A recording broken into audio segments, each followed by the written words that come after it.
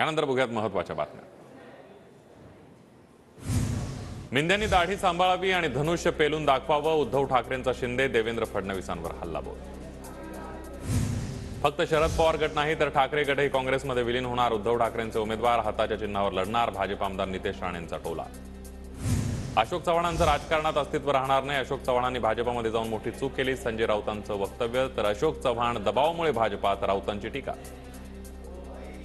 भ्रष्टाचारांना घेऊन 400 पारचं स्वप्न पूर्ण होणार नाही, लोकसभेमध्ये भाजप 200 पार होऊ शकत नाही, संजय राऊतांचा भाजपवर हल्लाबोल। नांदेड ही जागा जिंकण्यासाठी चव्हाणांना सोबत घेतलं, राऊतांचा आरोप। काँग्रेसचे प्रदेश सरचिटणीस विनायकराव देशमुख यांचा पक्ष आणि पदाचा राजीनामा, लवकरच भाजपमध्ये प्रवेश होणार, विनायकराव देशमुख माजी मुख्यमंत्री अशोक चव्हाण यांचे खंदे समर्थक। सोनिया गांधी राजस्थानमधून राज्यसभा निवडणूक लढवणार, सोनिया यांच्याकडून उमेदवारी अर्ज दाखल, राहुल गांधी आणि प्रियंका गांधी उपस्थित। सोनिया गांधींकडून राज्यसभा लढण्याचा निर्णय, रायबरेली मतदारसंघातून प्रियंका गांधी लोकसभा निवडणूक लढवणार असल्याची राजकीय वर्तुळात चर्चा। जया बच्चन यांना पुन्हा राज्यसभेची उमेदवारी, समाजवादी पक्षाकडून राज्यसभेच्या 3 उमेदवारांची नावे जाहीर, माजी खासदार रामजीलाल सुमन आणि आलोक रंजन यांचाही समावेश। लोकसभा निवडणुकीमध्ये शरद पवार गटाला पश्चिम महाराष्ट्रात अधिक जागा मिळणार, कोल्हापूरच्या जागेबाबत चर्चा सुरू, तर शरद पवार गटाला 10 ते 12 जागा मिळण्याची शक्यता, TV9 सूत्रांची माहिती।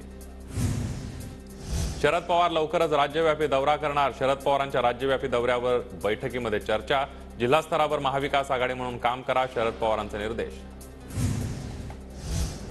स.का. पाटलांचा संदर्भ देत अजित पवार यांची शरद पवारांवर टीका, स.का. पाटलांवेळेला पा लिहून प्रचार होत होता, आता का असं काहीतरी करावं लागेल, स.का. पाटलांचा संदर्भ देत अजित पवारांची शरद पवारांवर टीका।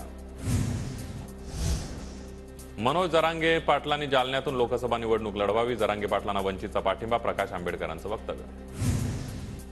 ट्रिपल इंजिनचं सरकार असंवेदनशील, जरांगे पाटलांची सरकारनं फसवणूक केली, सुप्रिया सुळेंचा सरकारवर हल्लाबोल, सरकारचं शेतकऱ्यांकडे देखील दुर्लक्ष असल्याचा सुप्रिया सुळेंचा आरोप। सोयाबीनचे भाव घसरल्यानं खरेदीची मुदत संपलेली होती, ही संपलेली मुदत वाढवून देण्याची केंद्र सरकारकडे मागणी केल्याची कृषी मंत्री धनंजय मुंडेंची माहिती।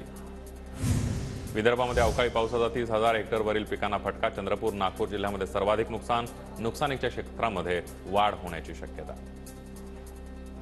तोडलेल्या ऊसासाठी ठरल्याप्रमाणे 100 रुपये जादा दर द्या, अन्यथा काळे झेंडे दाखवून स्वागत करू, स्वाभिमानी शेतकरी संघटनेचे नेते राजू शेट्टी यांचा मुख्यमंत्री शिंदेंना इशारा।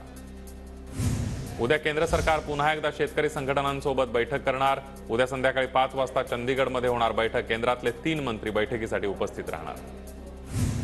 दिल्लीमध्ये आंदोलन करण्यासाठी येणाऱ्या शेतकऱ्यांची भूमिका योग्य, देशातील प्रत्येक नागरिकाला त्यांच्या न्याय हक्कासाठी आंदोलन करण्याचा अधिकार, शेतकऱ्यांना अटक करणं चुकीचं, दिल्लीचे गृहमंत्री कैलास गेहलोत यांची शेतकरी आंदोलनावर प्रतिक्रिया। पंजाबमध्ये उद्या 4 तास रेल्वे बंद, शेतकऱ्यांवर अश्रुधारा सोडल्याचा भारतीय किसान युनियनकडून निषेध।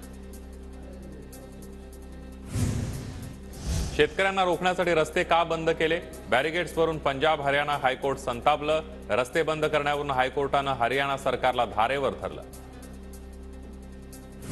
शेतकरी आंदोलनामध्ये अनुचित प्रकार टाळण्यासाठी हरियाणातील 7 जिल्ह्यांमध्ये मोबाईल इंटरनेट बंद, 15 जिल्ह्यांमध्ये संचारबंदी लागू।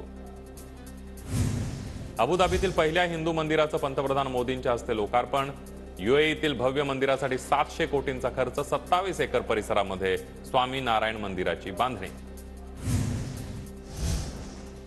भारताचे दुसरे पंतप्रधान लाल बहादूर शास्त्रींच्या नातवाचा काँग्रेसला रामराम, विभाकर शास्त्रींकडून ट्विटरच्या माध्यमातून राजीनाम्याची माहिती।